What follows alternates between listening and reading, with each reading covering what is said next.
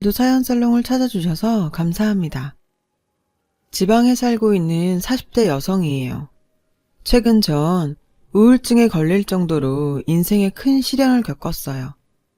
그때만 생각하면 아직도 악몽을 꿀 정도예요.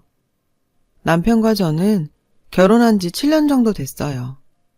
우린 30대 중반에 선을 보고 만났죠. 늦은 나이지만 따질 거 다 따지고 결혼했어요. 남편과 제가 조건이 딱 맞았거든요. 시댁의 간섭을 받기 싫었던 저는 시댁과 교류가 적은 사람을 원했어요. 결혼한 친구들이 시누이, 시모일로 골머리 앓는 걸 많이 봤거든요. 정말이지 끔찍해 보였어요. 남편은 월급이 많지 않은 중소기업에 다니는 사람이라 경제력이 있는 여자를 원했어요. 결혼 후에도 밖에 나가서 일하는 사람이 좋다고요. 자기 혼자 가장이 되기는 싫다더군요. 솔직히 남편은 저에 비해 연봉도 적고 상대적으로 덜 알려진 회사에 다녀요. 회사 이름을 말해도 아는 사람을 손꼽을 정도죠. 저도 처음 만났을 때 남편한테 설명을 듣고서야 알았을 정도니까요. 반면에 저는 20대 중반에 대기업에 취직해서 진급을 거듭해 왔어요. 제 입으로 이런 말 하기 뭐하지만 제가 능력이 좀 돼요. 남편보다 월급도 훨씬 많이 받고요. 분기별 보너스도 꽤 받기 때문에 명절에 엄마 명품백 사드릴 능력 정도 된답니다. 그렇다고 사치를 하는 성격은 아니에요. 지금까지 받은 월급의 절반은 꾸준히 저축을 했을 정도니까요. 능력도 능력이지만 따지고 보면 다른 동기들 결혼할 때 일하고 육아할 때 일한 결과였어요. 알아놓을 정도 아니면 결근하는 일이 없을 정도로 주변에서 지독하다는 소리를 듣고 살죠. 솔직히 30대까지는 회사까지 관두고 결혼하는 사람들이 이해가 안 갔어요. 근데 30대 중반쯤 되니 달라지더군요. 남자친구는 둘째치고 만날 친구도 없다 보니 그런가 봐요. 친구들은 애 키운다고 눈코 뜰 새 없이 바쁜 데다 만나도 지들끼리 아가와 시모, 시누이 얘기만 해대는데 낄 틈이 없더라고요. 그런 만남이 이어지다 보니 소외감이 들기 시작했죠. 그나마 자주 만나는 친구라곤 얼마 전 이혼한 수기뿐이에요. 수기는 결혼하고 3년 만에 이혼을 했어요. 결혼할 때만 해도 변호사 남편 만났다고 주위 친구들이 많이 부러워했어요. 결혼도 호텔에서 했고 사회자로 유명 개그맨까지 섭외했고요. 근데 위자료도 못 받고 합의이혼했다는 거 보면 수기한테 책임이 있는 것 같았어요. 자기도 쪽팔리는지 말 안 하더라고요. 아무리 친해도 억지로 물어보기 좀 그랬고 언젠가 수기가 솔직하게 말해줄 거라 생각했어요. 주변 친구들 중에는 20에 결혼해서 애 셋 낳고 사는 친구도 있고 수기처럼 이혼한 친구도 종종 생겨나긴 했지만 친구들이 사는 걸 보니 저도 좀 생각이 달라지더라고요. 그제서야 저도 결혼해야겠다 생각이 들었어요. 그때 저희 남편을 만난 거죠. 외모도 평범하고 무던한 사람이라 좋았어요. 나이에 비해 배도 안 나오고 자기관리도 잘한 것 같고요. 특히 남편 쪽엔 우리 결혼에 왈가왈부할 시댁이 없었어요.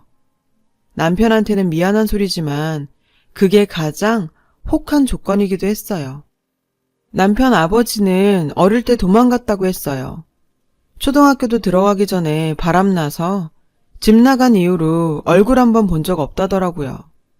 사춘기 때 같이 찍은 사진도 다 태워서 사진 한 장 없고요. 그래서 남편은 할머니 손이 컸다고 하더군요. 어머니는 남편이 중학생 때 재혼해서 새 가정을 차렸다더라고요.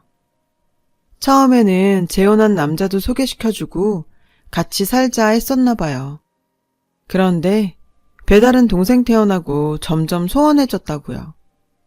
남편의 유년 시절 얘기를 들을 때마다 참 복없는 사람이다 생각했어요.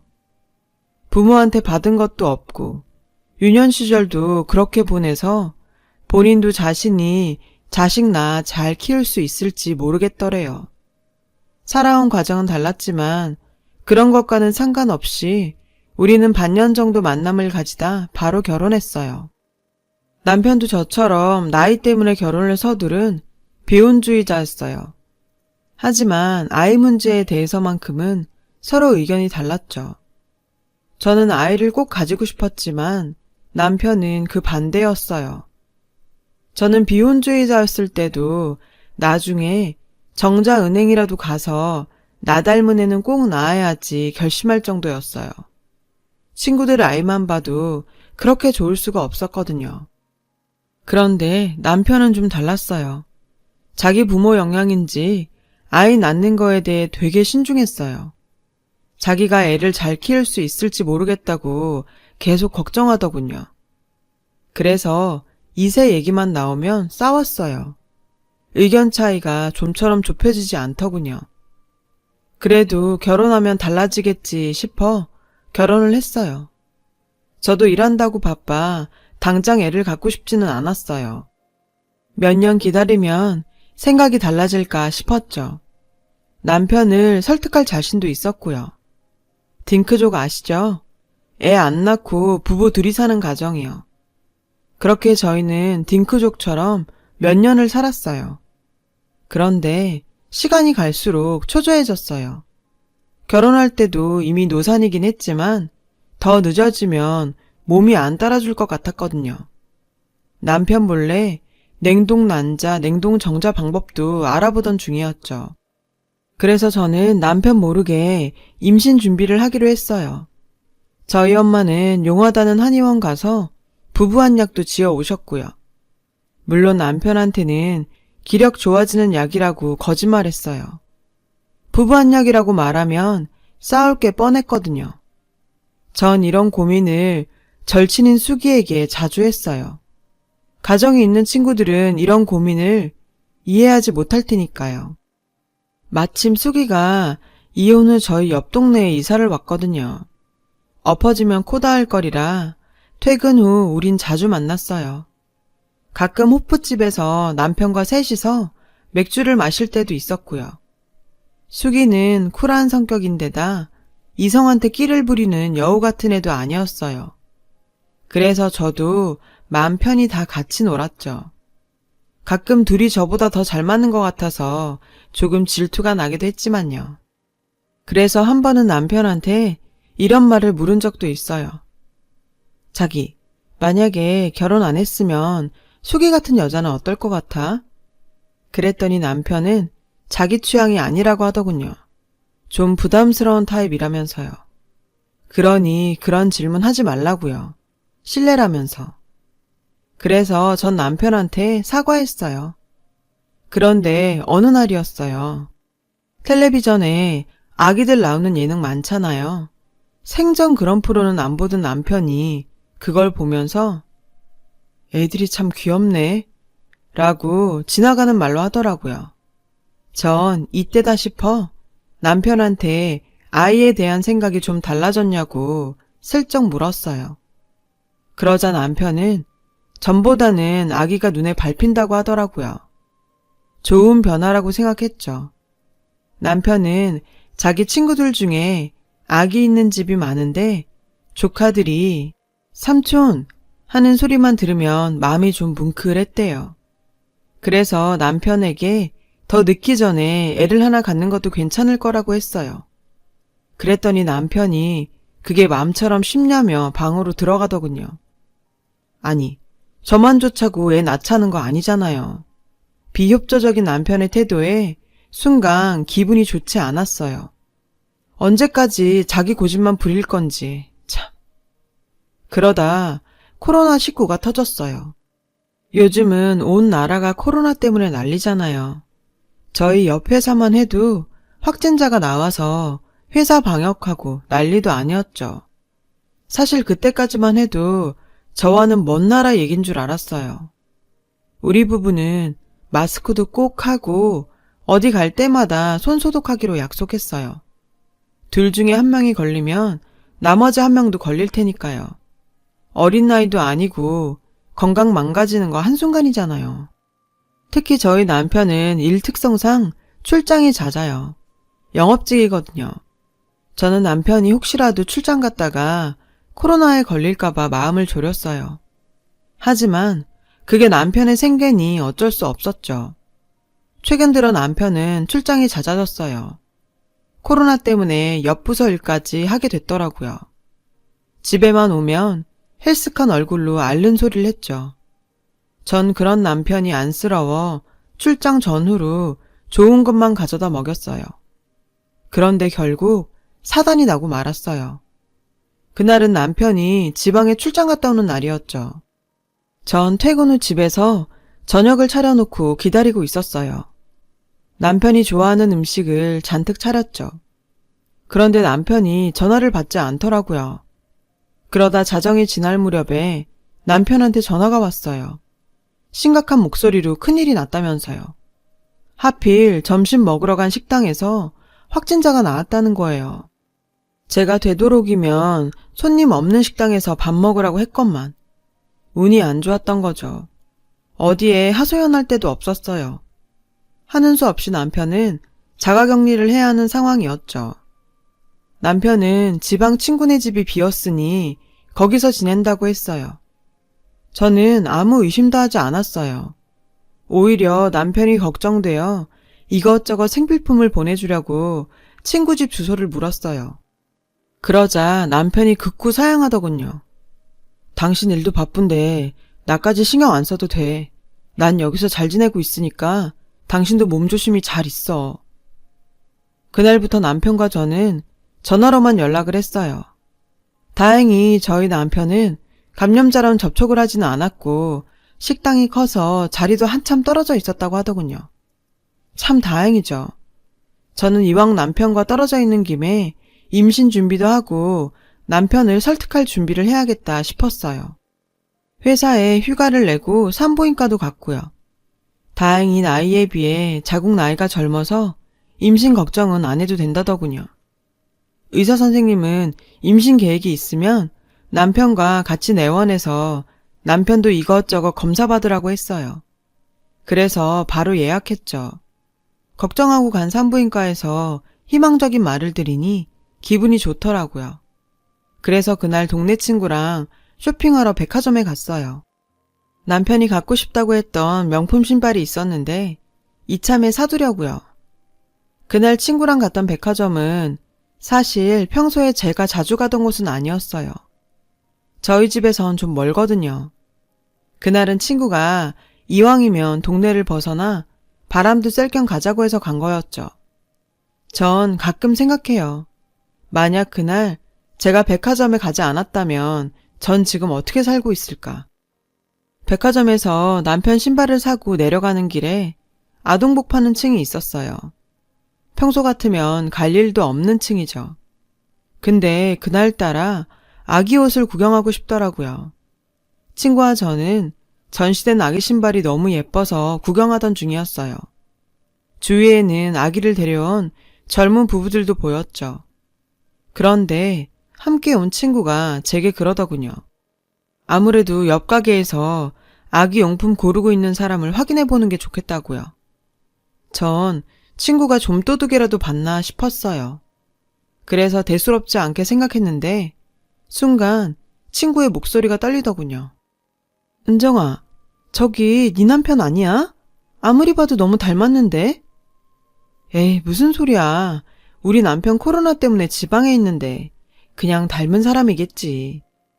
전 친구가 무슨 시덥잖은 소리를 하나 했어요. 그런데 옆에서 익숙한 목소리가 들리는 거예요. 소름이 쫙 끼치더군요. 아니겠지 하며 고개를 돌렸어요. 그런데 자가격리 중이라 지방에 있어야 할 제 남편이 거기 있지 뭐예요. 여자와 팔짱까지 끼고서요. 두 사람은 아기용품을 고르고 있었어요. 그 모습이 어찌나 다정해 보이던지 전 너무 놀라 뒷걸음질 쳤어요. 친구와 저는 그들이 눈치채지 못하게 기둥 뒤로 몸을 숨겼어요. 마스크와 모자를 끼고 있었지만 분명히 제 남편이었어요. 남편이 쓰고 있는 모자는 제가 생일날 해외 직구로 구매해준 한정판 모자였어요. 기가 찬 나머지 저는 아무 말도 하지 못했어요. 멍하니 서서 계속 쳐다볼 뿐이었죠.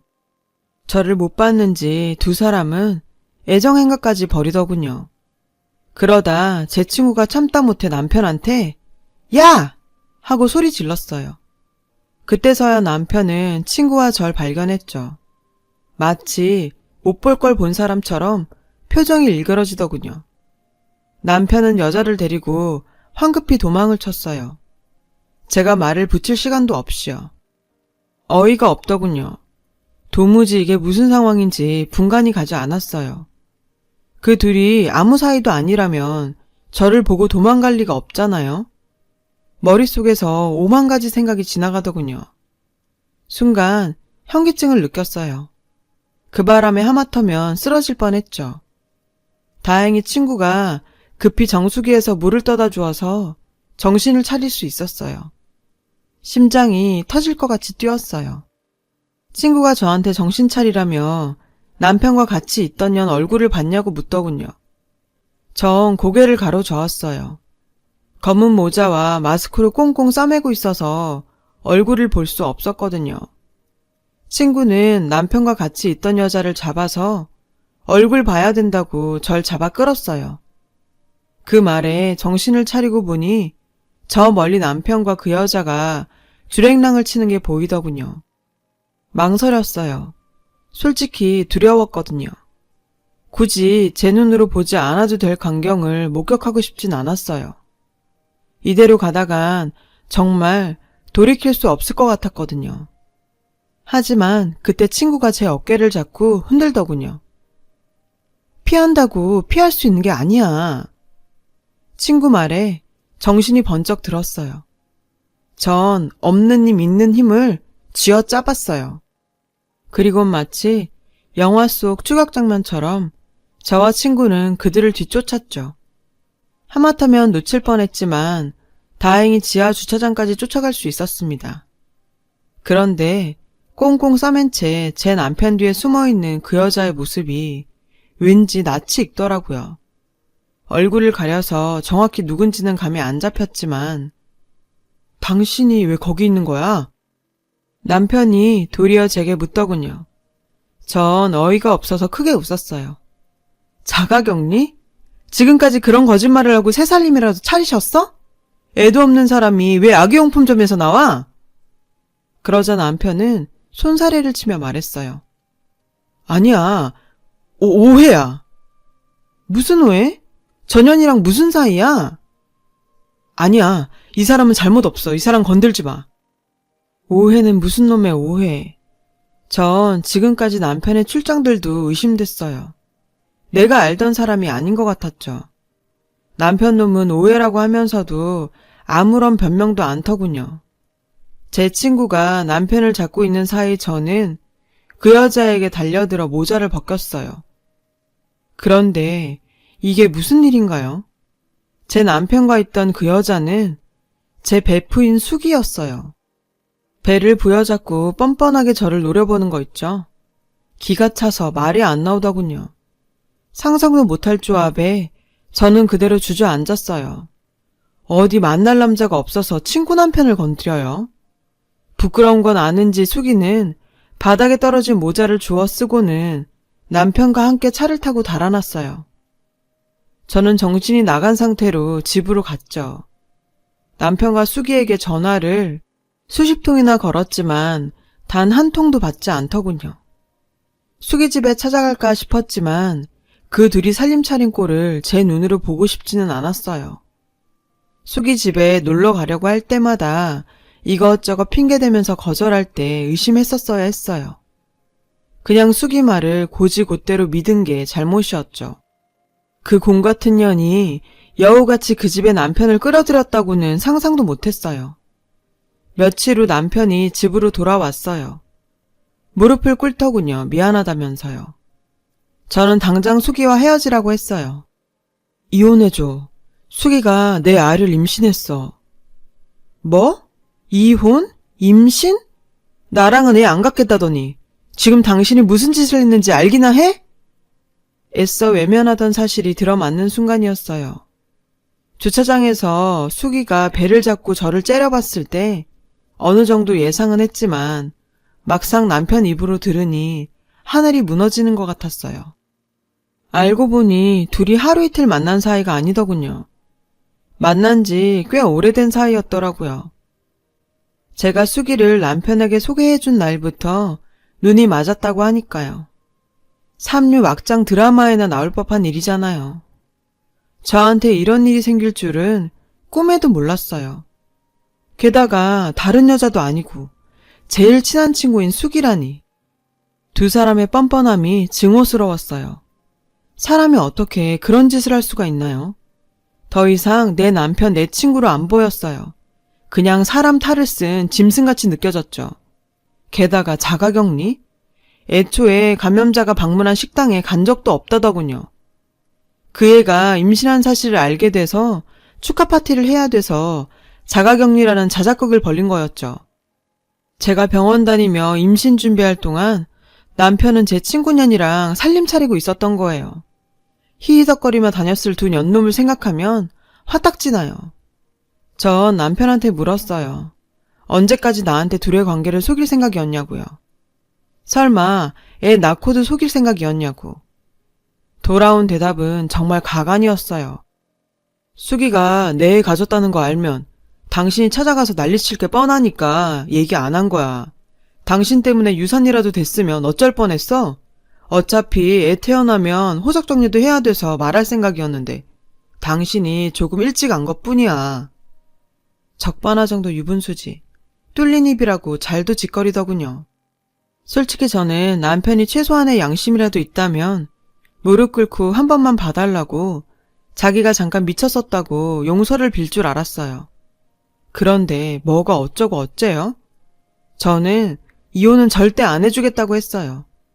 호적 정리 제 알 바 아니죠. 둘 사이에 낳은 자식이 아빠가 없든 학교를 못 가든 제 알 바 아니잖아요. 불륜 주제에 어디서 뻔뻔하게 이혼을 요구해요. 제가 알게 된 이상 더 이상 속일 필요도 없다며 남편은 짐을 싸서 나갔어요. 생각할 시간을 갖는 게 좋겠다면서요. 며칠 후 남편한테 연락이 왔어요. 할 말이 있다며 회사 앞에서 보자더군요. 약속 장소에 가보니 남편과 수기가 같이 앉아 있더군요. 남들이 보면 둘이 부부인 줄 알 정도로 다정해 보였어요. 당장 달려들어 수기의 머리를 쥐어 뜯고 싶었지만 소란을 피웠다가 회사 사람이라도 마주칠까 참았어요. 이래서 일부러 회사 앞에서 보자 했나 싶더라고요. 주차장에서 마주친 이후 수기를 보는 건 처음이라 무슨 말을 할지 궁금하더군요. 최소한의 양심이 있다면 제게 미안하다는 말 한마디는 할 줄 알았어요. 그런데 돌아오는 말은 우리 씩씩이 곧 3개월이야. 너도 남의 애 키우자고 결혼한 건 아니잖아? 깔끔하게 이혼해줬으면 좋겠다, 은정아. 결국 이 사단으로 남편과 저는 이혼을 했어요. 직접 보고 나니 배신감에 치가 떨려 하루도 같이 살기 싫더라고요. 저는 이혼 위자료로 아파트와 자동차를 요구했어요. 남편은 억울해했지만 수기가 이혼을 종용한 탓인지 순순히 다 내놓더군요. 얼마 후 제 남편과 그년이 결혼한다는 얘기를 친구를 통해 전해 들었어요. 마음 같아선 식장에 가서 다 얻고 싶었죠. 하지만 그런다고 저한테 남는 게 뭐 있겠어요. 더러운 인간들 얼굴 안 보는 게 이득이라고 생각했어요. 그래서 전 그저 제 일만 열심히 했어요. 아픔을 잊고 싶어서 더더욱. 그런데 세상에 정말 권선징악이라는 게 있는가 봐요. 지인한테 남편과 수기의 소식을 우연히 듣게 되었거든요. 수기가 몸에 딱 달라붙는 웨딩드레스를 입기 위해 무리한 다이어트를 했다네요. 산부인과 의사가 애한테 무리 간다고 경고한 것도 무시하고요. 결국 결혼식에서는 예쁜 웨딩드레스를 입었지만 신혼집을 구하고 얼마 안 가 유산을 했다더라고요. 안 그래도 노산인데 다이어트까지 겹쳐서 벌어진 일이라더군요. 정말 슬픈 일이지만 전 헛웃음이 났어요. 남의 눈에 눈물 나게 하더니 정작 자신들은 피눈물을 흘리게 된 거죠. 결국 저에게 배신을 남겨준 두 사람은 유산을 겪은 후 헤어졌다더군요. 혼인신고서에 인주가 채 마르기도 전에 갈라 선 거예요. 망신도 이런 개망신이 없죠. 글쎄, 더 기가 차고 어이가 없는 건요. 남편이 저한테 연락을 했다는 거예요. 회사에 자가격리를 한다고 거짓말을 하곤 불륜을 저지른 게 소문이 났다며 저보고 와서 자기를 변호해달라고요. 최악의 경우 심할서를 쓰고 회사에서 잘리게 될지도 모른다고 울고불고 난리를 치더군요. 그 나이에 이직도 어렵고 앞이 캄캄할 테니 그럴만도 하죠. 물론 그 소문은 제가 퍼뜨린 게 아니에요. 그건 그렇고 평소에 행실이 얼마나 안 좋았으면 그런 소문이 나도 주변에서 도와주는 사람이 하나도 없었을까요? 뿌린 대로 거둔다는 말이 이렇게 딱 들어맞을 줄이야. 결국 남편은 감봉 3개월에 지방공장 관리직으로 발령이 났다고 해요. 잘리지 않은 걸 보니 그 인간 명도 참 질기죠. 언제까지 두 사람을 증오만 하며 지낼 수는 없었어요. 이혼까지 한 마당에 힘들게 쌓은 제 커리어까지 잃을 순 없으니까요. 그래서 정신 차려야겠다 생각했어요. 무리해가며 큰 프로젝트도 맡았고 다행히 일이 잘 풀려서 승진 기회도 얻을 수 있었습니다. 현재 저는 거래처에서 만난 사람과 연애를 시작했어요. 저보다 5살 어린 사람이에요. 심성도 착하고 저를 금이야 오기야 아껴줘요. 똥차 가고 벤츠 온다더니 그 말 틀린 말은 아니더라고요. 쓰레기는 빨리 정리하는 게 환경적으로나 정신적으로나 좋다는 걸 알면서도 왜 그렇게 미련을 가지고 있었나 모르겠어요. 제 이야기를 들어주신 모든 분의 가정에 항상 기쁜 일들이 함께하길 바랍니다. 여러분, 사연 댓글에 응원과 현명한 조언 부탁드려요. 좋아요와 구독은 저에게 큰 힘이 됩니다. 오늘도 좋은 일 가득하세요.